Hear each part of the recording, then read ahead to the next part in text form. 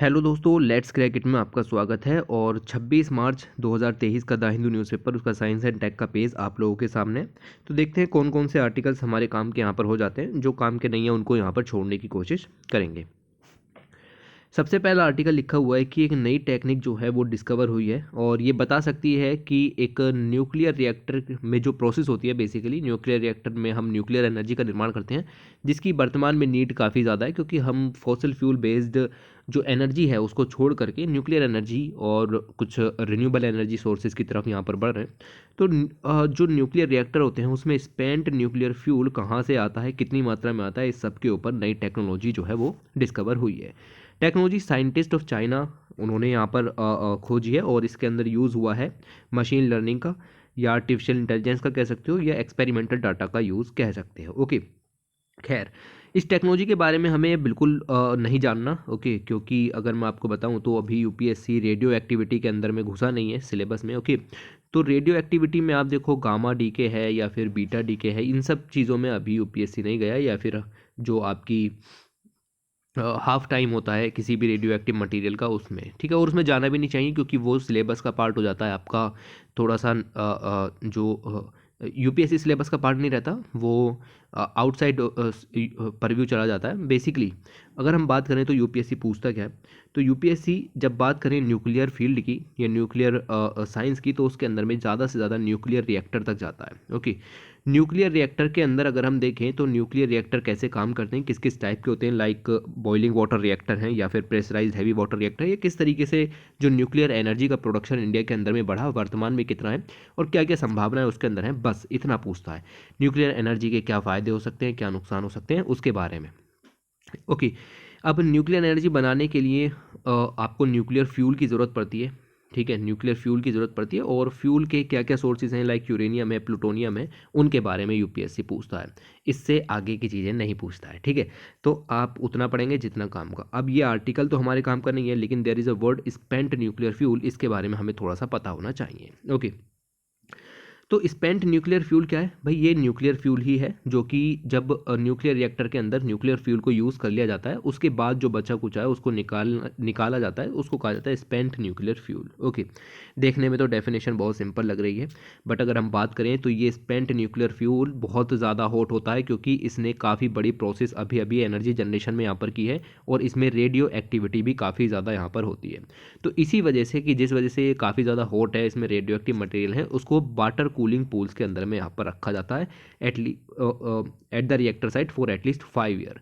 तो spent nuclear fuel को extract करने के बाद 5 साल तक आपको उसको वाटर कूलिंग पूल्स में रखना पड़ता है, ताकि उसकी जो हॉटनेस है वो ख़त्म हो जाए और उसके साथ साथ उसमें जो रेडियो एक्टिविटी है वो भी यहाँ पर धीरे धीरे कम हो जाए। ओके, दीज पूल्स आपके ऑन साइट बनाए जाते हैं कूलिंग मैकेनिज्म के लिए, लगभग 20 फीट तक डीप में बनाए जाते हैं, ताकि रेडियो एक्टिव जो रेज हैं वो हर्ट यहाँ पर ना करें। ओके, तो मोस्ट जो न्यूक्लियर फ्यूल्स यहाँ पर यूज़ किए जाते हैं, लाइक यूरेनियम है या प्लूटोनियम है, वो उनके अंदर में स्पेसिफिक आइसोटोप होते हैं और आपको पता है कि ये एक फिशन की प्रोसेस होती है। ओके, और उसमें एनर्जी जो है वो यहाँ पर रिलीज होती है। करंटली दुनिया भर में देखें तो यूरेनियम 235 मोस्टली एबंडेंट कह सकते हैं कि यूज़ किया जाता है। ओके, तो सबसे ज़्यादा मात्रा में तो नहीं है, लेकिन यूज़ सबसे ज़्यादा किया जाता है न्यूक्लियर फ्यूल के अंदर में, और आइसोटोप वो भी। ओके, तो न्यूक्लियर फ्यूल का कोई आइसोटोप सबसे ज़्यादा यूज़ किया जाता है तो वो है यूरेनियम 235। लेकिन यूरेनियम 235 हमारे पास ज़्यादा मात्रा में है नहीं। अगर आप देखो तो नेचुरल ओकरिंग यूरेनियम के अंदर में यूरेनियम 238 99.28% होता है, जबकि यूरेनियम 235 जो है वो 0.72% यहाँ पर होता है। न्यूक्लियर पावर पर्पज़ के लिए यूरेनियम 235 का कंटेंट उसको बढ़ाना पड़ता है, कितना? 3.5 से लेकर के 4.5% तक। ओके, लगभग इतने परसेंट यूरेनियम 235 होना चाहिए, तब जाकर के न्यूक्लियर पावर जनरेट आप कर पाओगे। इसको यूज़ करने से पहले जो न्यूक्लियर फ्यूल के पेलेट्स तैयार किए जाते हैं न्यूक्लियर रिएक्टर के लिए, वो रेडियो एक्टिव नहीं होते। This is a very very important point. Okay, तो न्यूक्लियर फ्यूल के जो पेलेट्स हैं यूज़ करने से पहले रेडियो एक्टिव नहीं होते, लेकिन जब आप उनको जो है वो यूज़ कर लेते हो तो वो हाईली रेडियो एक्टिव यहाँ पर हो जाते हैं। ओके, तो ये चीज़ आप यहाँ पर ध्यान में रखना कि ऐसे ही बिना यूज़ करे न्यूक्लियर फ्यूल के पेलेट्स बिल्कुल सेफ़ हैं, आप उनके बराबर में भी खड़े हो सकते हो, वहाँ से कोई रेडियो एक्टिव डीके नहीं होगा। ओके, तो ये पॉइंट ध्यान में रखना। ये पूल है। ओके, ये पूल है जिसके अंदर में आप स्पेंट न्यूक्लियर फ्यूल को काफ़ी 5 सालों तक जो है वो यहाँ पर स्टोर करके रखते हो ताकि वो कूल हो जाए और उसका रेडियो एक्टिविटी जो है वो कम हो जाए। इसके बाद दो आर्टिकल आते हैं, एक है आपका numerical ability hardwires in newly hatched zebrafish, और यहाँ पर है oxytocin play key role in basic empathy in zebrafish. तो दोनों स्टडी जेब्राफिश पे की गई हैं, कैसी हैं क्यों हैं भाई, इसमें टाइम वेस्ट करने से कोई फ़ायदा है नहीं। आगे बढ़ते हैं। लिखा हुआ है sorghum's alkaline tolerance can improve crop yield. तो देखो भाई हम इतना तो श्योर है कि मिलेट्स की तरफ जा रहे हैं, यानी मोटे अनाजों की तरफ जा रहे हैं। मोटे अनाजों को उगाने के लिए क्लाइमेटिक कंडीशन भी होनी चाहिए, और कभी कभी ऐसा होता है कि सोइल के अंदर सैलिनिटी काफ़ी ज़्यादा बढ़ जाती है, okay, this called soil salinization, okay, या इसके लिए हम एक और वर्ड यूज़ करते हैं, that's called the sodic soils, okay, मतलब सोइल की सैलिनिटी बढ़ गई। सैलिनिटी बढ़ने का मतलब है कि उसमें साल्ट की मात्रा जो है वो सोइल के अंदर में बढ़ गई है। तो ऐसे में क्या है कि जो आप वहाँ पर कुछ भी उगाते हो तो वो चीज़ प्रॉपर तरीके से उग नहीं पाती। तो अब क्या किया गया है कि सोरघम जो यहाँ पर है उसके अंदर में इस तरीके की प्रॉपर्टीज़ जो है वो डिस्कवर हुई हैं कि वो ऐसी जो सोडिक सोइल है या जिसमें साल्ट यहाँ पर है, इसको बेसिकली केमिकल लैंग्वेज के अंदर एल्कलाइन सोइल भी यहाँ पर कहते हैं, ओके। तो एल्कलाइन सोइल के अंदर में भी ये अच्छी क्रॉप यील्ड यहाँ पर दे सकता है, ओके। तो दुनिया भर की सोइल साल्ट से इम्पैक्ट है, और ऐसे में हमें जो है वो कुछ करने की ज़रूरत है। तो साइंटिस्ट ने एक प्रोटीन यहाँ पर जो है वो आइडेंटिफाई की है, जो कि ऐसे प्लांट्स लाइक सोरघम वगैरह हैं उनको साल्ट ऑयल में साल्ट की जो सोयल है, ओके, जिसमें जो कि सेलाइन हो गई है, ओके, एल्कलाइन हो गई है, उसमें भी उगने के लिए प्लांट्स को मदद यहाँ पर कर सकती है, ओके। तो ये चीज़ आप यहाँ पर ध्यान में रखना। अब इसके ऊपर बाकी की स्टडीज चलेंगी, बट हमें एक छोटा सा पॉइंट ये समझना था कि एल्कलाइन सोइल ही जो है वो आपकी सोडिक सोइल और एक तरीके से जो सेलाइन सोइल है वो यहाँ पर हो जाती है, ओके। तो इतना सब थोड़ा सा याद रखो, क्योंकि ये वर्ड अगर यूज़ किया जाता है तो आपको इस वर्ड का मतलब पता होना चाहिए, what is the alkaline, okay. Now आगे चलते हैं अगले आर्टिकल पर। लिखा हुआ है inadequate sleep increases the risk of fatty liver disease. तो अगर आप कम नींद लेते हो तो आपके अंदर में जो लीवर डिजीज़ हैं उसके खतरे यहाँ पर बढ़ जाते हैं। With every 1 hour decrease in sleep time, अगर आप 1 घंटा कम कर देते हो स्लीप टाइम में, ओके, जो कि जनरली बताया जाता है कि 7 से 8 घंटे सोना चाहिए, तो इसको अगर आप कम करके 6 से 7 घंटा कर देते हो तो आपके अंदर में जो लीवर में फैट का डिपोजिशन बढ़ने के चांसेस 24% तक यहाँ पर बढ़ जाते हैं, ओके। इतनी सी स्टडी ये यहाँ पर है, इसके ऊपर हम पूरी पीएचडी नहीं करेंगे, इसका मतलब पूरा आर्टिकल हम नहीं पढ़ने वाले, ओके। तो लिखा हुआ है कि 7 hour at the night is a minimum required sleep duration, और इससे कम अगर आप सोते हो तो फिर लीवर पर असर यहाँ पर पड़ना शुरू हो जाएगा, okay. The brain does not rest during sleep, कहते हैं कि ब्रेन को रेस्ट देने के लिए सोना पड़ता है, तो ऐसा बिल्कुल भी नहीं है। ब्रेन को रेस्ट देने के लिए नहीं सोते हैं। ब्रेन जो है वो ड्यूरिंग द स्लीप भी वर्क यहाँ पर करता रहता है। वो बहुत सारी जो एक्टिविटीज़ हैं जो कि आपकी वेलबींग को इम्प्रूव करने में ज़रूरी है, स्पेशली लीवर से रिलेटेड, उनको यहाँ पर वर्क जो है वो करता है, ओके। 10,000 लोगों पर जो है वो इस डिज़ीज़ के इंसिडेंस देखने के लिए मिले हैं। तो ये सब चीज़ें थोड़ी थोड़ी ज़रूरी हो जाती हैं, बाकी पूरा ज़रूरी नहीं है।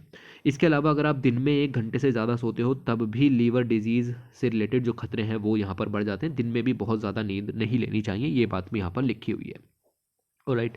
तो माइस वगैरह के अंदर में इस चीज़ को यहाँ पर देखा गया। माइस को जो है वो बिल्कुल भी नहीं सुलाया गया, मतलब उसके अंदर में जो स्लीप है उसको कम कर दिया गया। स्लीप डिप्राइव्ड माइस था, ओके। उसके अंदर में लीवर फैट के जो कंटेंट है वो इंक्रीज हो गए, ओके, और वेट गेन हुआ नहीं। तो ये बड़ी समस्या जो है वो निकल करके आई। सेम चीज़ें ह्यूमन में भी देखने के लिए मिलेंगी। आगे चलते हैं अगले आर्टिकल की तरफ। लिखा हुआ है mirror mirror is that me. तो यहाँ पर बेसिकली बात की जा रही है मिरर टेस्ट की। बहुत सारी स्पीसीज़ हैं दुनिया भर में। ह्यूमन अगर शीशे में अपने आप को देखता है तो वो अपने आप को पहचान सकता है। सेल्फ रिकॉग्निशन की प्रॉपर्टी ह्यूमन के अंदर में यहाँ पर होती है। इसके अलावा कुछ और अगर हम प्राणियों की बात करें, जैसे चिंपैंजी हैं, डॉल्फिन्स हैं, एलिफेंट्स हैं, सम बर्ड्स हैं, इवन फिशेज़ हैं, ये सब भी कुछ ना कुछ इस तरीके की सेल्फ रिकॉग्निशन प्रॉपर्टी को दिखाते हैं। आप कई सारी डॉक्यूमेंट्रीज देख सकते हो जिसमें जंगल में मिरर को लगाया जाता है, और जो एलिफेंट्स हैं या चिंपैंजीज हैं उसमें जो है वो पहचान लेते हैं कि भाई ये तो मैं ही हूँ, ओके। तो ऐसी ही एक और स्टडी यहाँ पर हुई है, और इस फिश का नाम है blue streak cleaner breast fish, okay. तो ये फिश है, ये भी जो है वो सेल्फ रिकॉग्निशन की प्रॉपर्टी दिखा रही है। और इसकी खास बात ये है कि ये जो फिश है ये म्यूचुअलिस्टिक रिलेशनशिप दिखाती है लार्जर फिश के साथ ट्रॉपिकल ओशियन में। तो ये एक फैक्ट है, इसको भी थोड़ा सा यहाँ पर ध्यान रखना। हालांकि फिश का कोई बहुत बड़ा फैंसी नाम नहीं है, इसलिए मुझे नहीं लगता पूछा जाएगा, और आर्टिकल तो पढ़ना ही नहीं है आपको, ठीक है। बाकी का आर्टिकल इग्नोर मारना है कि भाई क्या होता है, मिरर टेस्ट कैसे वर्क करता है। मैंने आपको एक आइडिया दिया कि ये किस तरीके से काम करता है, ओके।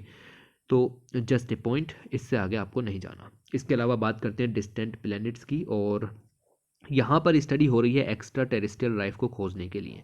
एक्स्ट्रा टेरेस्ट्रियल लाइफ मतलब हमारे सोलर प्लेनेट से आगे जितने भी प्लेनेट यहाँ पर होंगे उनमें कहीं ना कहीं लाइफ मौजूद है, उसके ऊपर साइंटिस्ट जो है वो डिस्कवरी कर रहे हैं। और ऐसा ही करते करते उन्होंने एक तरीके के खास जोन्स भी निर्माण किए हैं, that is called the terminator zones, okay. यहाँ पर टर्मिनेटर जोन लिखा हुआ है। तो टर्मिनेटर जोन बेसिकली होता क्या है, तो टर्मिनेटर जोन कोई खास चीज़ नहीं है। देखो मैं इसको समझाता हूँ कि लेट से पेन कहाँ गई, यस ये रही, ठीक है। Let's say this is a planet, और ये प्लेनेट जो है वो अपने स्टार की तरफ इस तरीके से मूव किए हुए है, ओके। तो इसके आधे हिस्से पर तो रहेगी लाइट और आधे हिस्से पर रहेगी डार्कनेस, सिंपल सी बात है। तो ये जो बीच में लाइन है जो कि बाउंड्री बनाएगी लाइट एरिया की और डे डार्क एरिया की, वो लाइन को कहा जाता है टर्मिनेटर जोन, ओके। और साइंटिस्ट ये पता कर रहे हैं कि इस टर्मिनेटर जोन में 100% कोई ना कोई लाइफ जो है वो यहाँ पर मौजूद है, ओके। तो एक तरीके की रिंग बन गई, एक प्लेनेट दो भागों में बट जाएगा। एक भाग सफ़ेद होगा, लाइट में होगा, एक भाग जो है वो डार्क में होगा। तो एक भाग काला दिखेगा, एक भाग चमकीला दिखेगा। तो दो भागों को बांटने वाली जो लाइन है, वैसे तो 2D में देखें लाइन लगेगी, लेकिन अगर आप 3D में देखेंगे तो ये एक रिंग लगेगी, ओके। तो ये एक तरीके की रिंग है जो कि प्लेनेट पर बन जाती है, जिसकी वन साइड जो है वो स्टार की तरफ होती है और दूसरी साइड जो है वो डार्क यहाँ पर होती है। इस तरीके के जितने भी प्लेनेट हैं, लगभग 70% के करीब प्लेनेट जो हैं वो आउटर सोलर सिस्टम में एक्स्ट्रा टेरेस्ट्रियल जो कह सकते हैं कि एक्सोप्लैनेट्स हैं, उसमें इस तरीके के बहुत सारे सिस्टम्स देखने के लिए मिल जाते हैं। इसके अलावा अगर हम बात करें तो टर्मिनेटर जो है वो एक तरीके की ये डिवाइडिंग लाइन है जो कि डे और नाइट साइड को उस प्लैनेट के अलग करती है। तो इसको टर्मिनेटर जो है वो लाइन यहाँ पर कह देते हैं, या टर्मिनेटर जोन इसको यहाँ पर कह देते हैं। और इस टर्मिनेटर जोन के अंदर में बेसिकली अगर हम कंडीशंस देखें तो जो नाइट वाला एरिया है वहाँ पर टेम्परेचर बहुत ही ज़्यादा ठंडा हो जाता है। जो डार्कर एरिया है, सिंपल सी बात है, वहाँ लाइट नहीं पहुँच पा रही है, तो वो एरिया बहुत ज़्यादा ठंडा हो जाता है। इवन आईसी एरिया यहाँ पर हो जाता है। जो प्लेनेट का जो साइड हमेशा जो है वो सूरज की तरफ यहाँ पर है, ओके, वो बहुत ज़्यादा हॉट हो जाती है, ओके। और वहाँ पर वाटर के कंटेंट भी यहाँ पर रहते हैं, ओके। वाटर के कंटेंट रहते हैं, पूरा वाटर नहीं रहता, वाटर धीरे धीरे उड़ जाता है। तो रिसर्चर्स ने इन्हीं दो चीज़ों को मॉडल किया, और जो टर्मिनेटर प्लैनेट से निकल कर के आए उनके ऊपर सॉफ्टवेयर सिस्टम्स या मॉडल्स का यूज़ करके ये पता लगाया है कि जो टर्मिनेटर बाउंड्री या टर्मिनेटर जोन है वहाँ पर लाइफ मौजूद हो सकती है। अब ये सिंपल सी पॉइंट आपको याद रखनी है कि टर्मिनेटर और twilight zone is a moving line that divides the daylight side and the dark night side of the planetary body. Simple सी बात है, ये बात मैंने आपको क्लियर कर दी। इसकी एक साइड स्टार की तरफ होगी और दूसरी साइड डार्क होगी जो कि स्टार से दूसरी तरफ होगी। Terminator zones could exist in that just right temperature zone. ये जो आपका टर्मिनेटर जोन होता है, यहाँ पर जो कह सकते हैं कि लाइफ की कंडीशन है वो बिल्कुल सही होती है। एक तरफ तो टेम्परेचर बहुत ज़्यादा कम है, दूसरी तरफ टेम्परेचर बहुत मतलब एक तरफ टेम्परेचर बहुत ज़्यादा कम है डार्कर साइड पर, दूसरी तरफ टेम्परेचर बहुत ज़्यादा है, ओके, मतलब काफ़ी ज़्यादा है। लेकिन टर्मिनेटर जोन में टेम्परेचर बिल्कुल सही होता है, ना तो बहुत ज़्यादा गर्म होता ना बहुत ज़्यादा कोल्ड होता। These planets have a permanent day side and a permanent night side. तो ये 2-4 पॉइंट आपको जो है वो इसके बारे में याद रखने हैं। बाकी ऐसा कुछ इंपॉर्टेंट चीज़ें खास निकलती नहीं, लेकिन ठीक है, आपसे पूछा जा सकता है which of the following statement about terminator zone is correct, या what are the terminator zone. आपको 4 ऑप्शन देगा, उसमें से एक सही होगा। तो ये छोटी छोटी चीज़ें आपको पता होनी चाहिए। इसी के साथ वीडियो को एंड करते हैं। Thanks for watching, take care.